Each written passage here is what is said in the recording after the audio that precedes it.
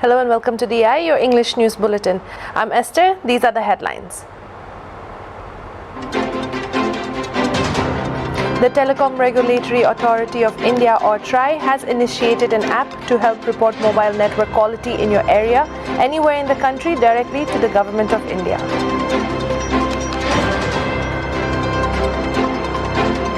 Police in rural India have made some citizens who have not been vaccinated against the coronavirus wear signs with a skull and crossbones, the universal symbol for danger.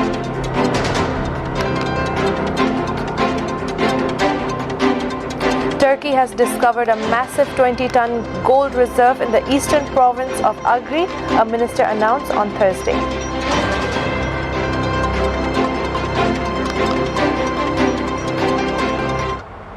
Now for the news in details. The NSCN-IM has stated in a press release that the foot and mouth syndrome identified with the state BJP unit in Nagaland is already giving the newly formed core committee headed by the Chief Minister of Nagaland a bad picture before the work takes off, stating that no such committee is expected to bear fruits if historical reality is not taken into account. Given the new development is reported in the media on the formation of core committee by the Nagaland state government on Naga political issue, the NSCN has put on record that the much talked about framework agreement is not something that was signed in a hurry. It was the result of the well thought out proposal from the government of India when the Indo-Naga political talk faced deadlock-like situation as the Indian and Naga leaders took their respective stands with no meeting point when the talk touched on the core issue of solution within Indian Constitution, Indian stand, and outside the Indian Constitution, Naga stand. It was the result after going through a long series of talks when the government of India finally proposed the framework agreement as a formula of win-win solution, the release stated. Further, the NSCN put on record that significantly, the talks had revolved around the framework agreement, with both the parties cautiously taking care not to allow either side to take strategic advantage or deviation from agreement. NSCN would welcome the formation of core committee as long as there is no attempt to dilute the spirit and substance of the framework agreement as mutually agreed upon by both the Government of India and National Socialist Council of Nagaland as the final basis for Naga political solution, it informed.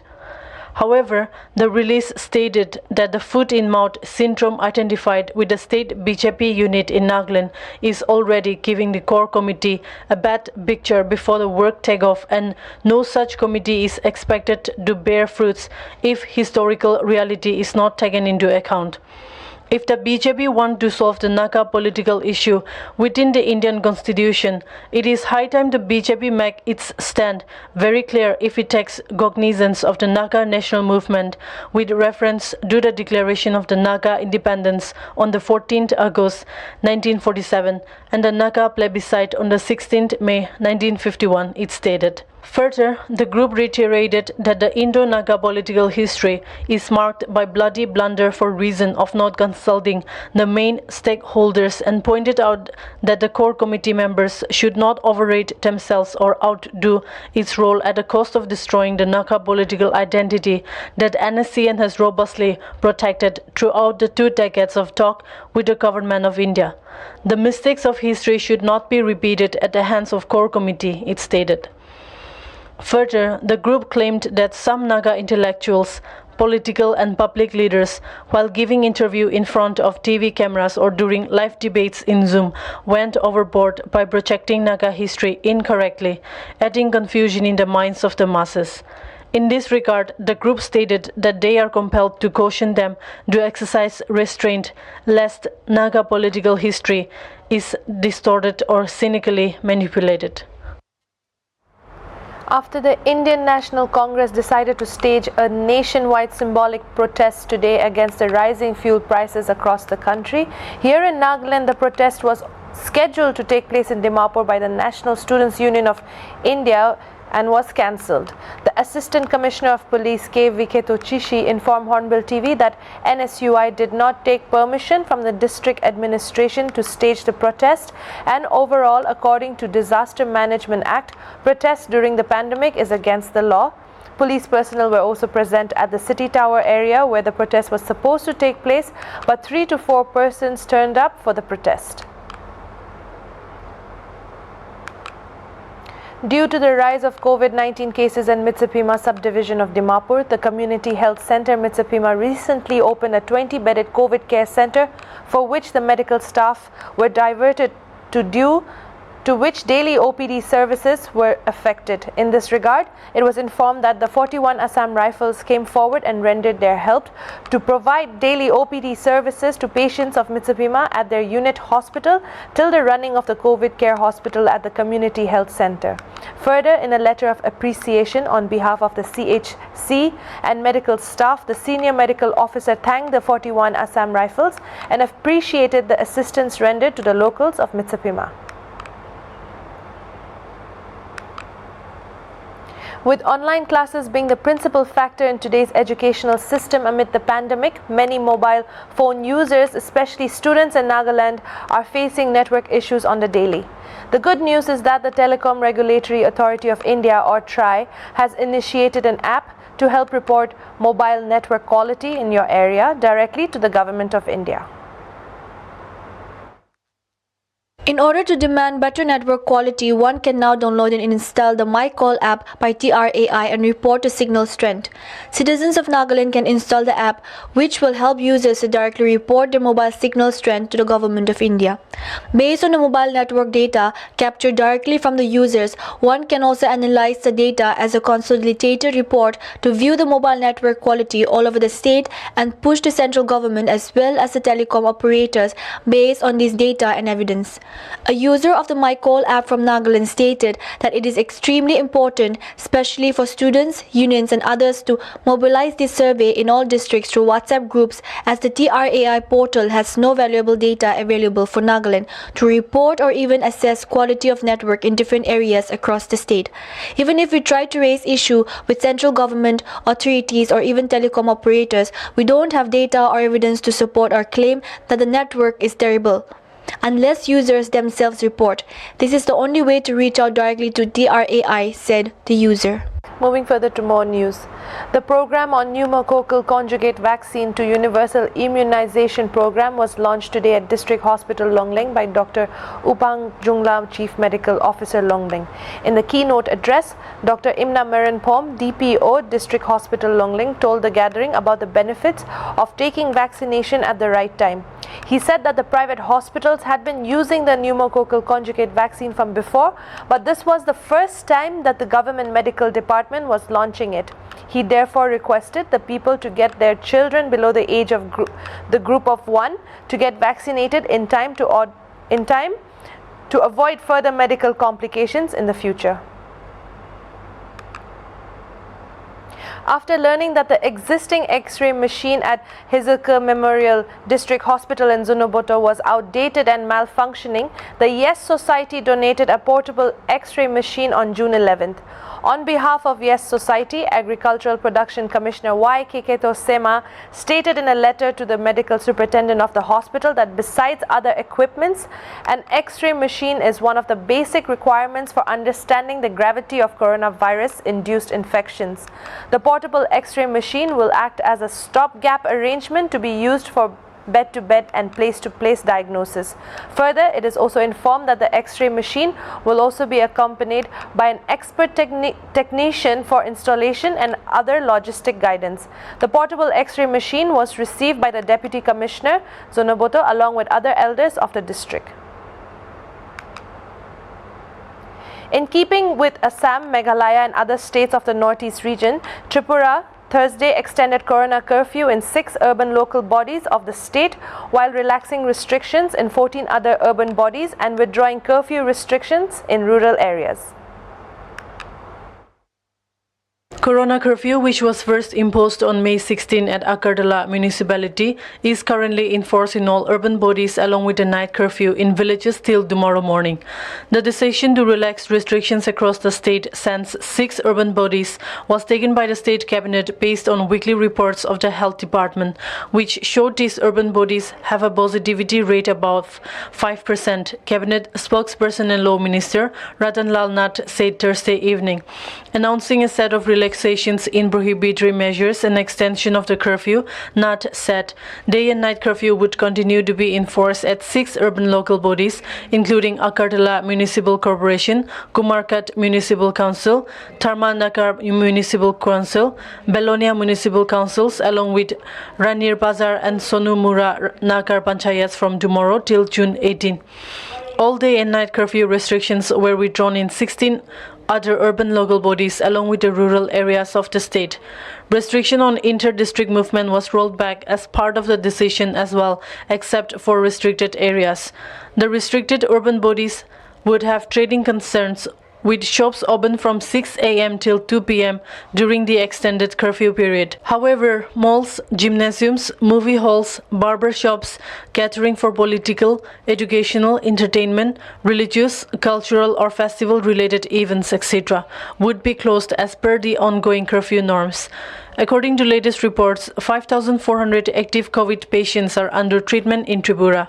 As many as 625 people tested positive in the last 24 hours, out of whom 183 were from West Tripura district alone, with an overall positivity rate of 3.72%.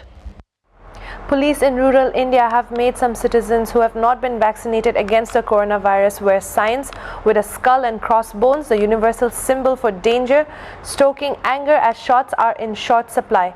Those vaccinated given a sign reading, "I'm a nationalist." Officers in the Niwari district on central Madhya Pradesh state said that they introduced the policy to encourage more vaccinations. Watching the low vaccination rate in our district, we decided to honor the people who were vaccinated, but we also found a large number of people who were not vaccinated, Santosh Patel, a sub-divisional police officer posted in the Prithvipur block of Niwari district, told Reuters on Thursday. To teach them a lesson and encourage them to be vaccinated, we administered an oath to get them inoculated as soon as possible, said the sub-divisional officer. Those who were vaccinated were given a sign with the colors of the Indian flag reading, "I am a nationalist." Those who were not vaccinated were given a skull and crossbones sign reading, "Do not come near me, I am not vaccinated. Please stay away from me." According to Patel and video footage from the district, some people were seen wearing the signs taped to their chests. The policy has provoked anger online, with social media users calling it an insult and stigmatizing. Around 14% of residents in Madhya Pradesh have had one inoculation against the coronavirus, with vaccination rates in rural areas like Niwari among the lowest in the country. India, the world's largest vaccine maker, is suffering with supply issues after exporting tens of millions of shots, including donations to smaller nations. In other news, at least 20 people have died in Pakistan after a cramped bus, which was returning from a Muslim festival, veered off the road into a ditch in the southwestern province of Balochistan. Officials say more than 40 were injured. In the early hours of Friday morning, the bus packed full of pilgrims veered off the road near the town of Kark in Pakistan province. In images shared online, the battered bus can be seen on its side near a small body of water. Personal belongings can be seen strewn around it. According to a security official who spoke to Reuters, said that the bus was overloaded and passengers were even traveling on the roof of the bus. He added that soldiers and a paramilitary force had been sent to help survivors and survey the wreckage. Bashir Ahmed, Deputy Commissioner of the Kuzat district, said that victims had been returning from a religious festival honoring a local Muslim saint. He added that all the dead were male and that they were traveling home to Sindh, one of Pakistan's 4 provinces to the east of Balochistan. Tens of thousands of malnourished children risk dying in hard-to-reach areas of Ethiopia's conflict-racked Tigray region, now hit by famine, the United Nations said on Friday. Without humanitarian access to scale up a response, an estimated 30,000 plus severely malnourished children in those highly inaccessible areas are at high risk of death, UNICEF spokesman James Elder told reporters in Geneva. His comments came after the UN on Thursday said about 350,000 people in Tigray were facing famine, while 2 million more people were just a step away from those extreme conditions. There is a famine now in TRAI, UN humanitarian chief Mark Lowcock said, warning that every expert you speak to will tell you this is going to get a lot worse. Lowcock said fresh data showed the number of people classified as being in famine conditions was higher than anywhere in the world at any moment since 250,000 Somalis lost their lives in 2011. The UN has said that more than 90% of the more than 5 million people in the Tigray region need emergency food aid and has urgently appealed for more than 200 million to scale up its response. Ethiopian Prime Minister Abiy Ahmed, winner of the 2019 Nobel Peace Prize, sent troops into the northern region in November to detain and disarm leaders of the Tigray People's Liberation Front, the region's former ruling party. He said the move came in response to TPLF attacks on federal army camps. Though he vowed the conflict would be brief, fighting continues more than 6 months later and reports of atrocities, including the widespread use of rape, are proliferating. Many leaders have warned of a major catastrophe. The US and the European Union on Thursday issued a plea for greater international efforts to tackle the emerging famine. International aid organizations have complained repeatedly that they are being denied access to the region by Ethiopian forces and troops from neighboring Eritrea. Turkey has discovered a massive 20-ton gold reserve in the eastern province of Agri, a minister announced on Thursday. The find is estimated to be worth around 1.2 billion, Ministry of Industry and Technology, Mustafa Varank said at a ceremony at gold mining firm Koza Atlin's new agri facility.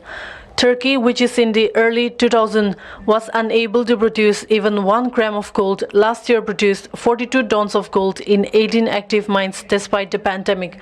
Varank was quoted by Turkey's Anadolu agency as saying. The minister added that gold production has contributed towards reducing the country's deficit by 2.4 billion annually. Varank also announced the discovery of a 3.5-ton silver reserve in the same region. The reserve is estimated to be worth 2.8 million. Koza Adlin's new 160 million facility in Akri will create around 2,000 jobs, Varank said at the groundbreaking ceremony. He added that gold casting is expected to begin towards the end of 2022. That's all for tonight's English News Bulletin. Do subscribe to our channel and also follow Hornbill TV Official on Twitter, Facebook, YouTube and Instagram. I'm Esther. Have a good evening.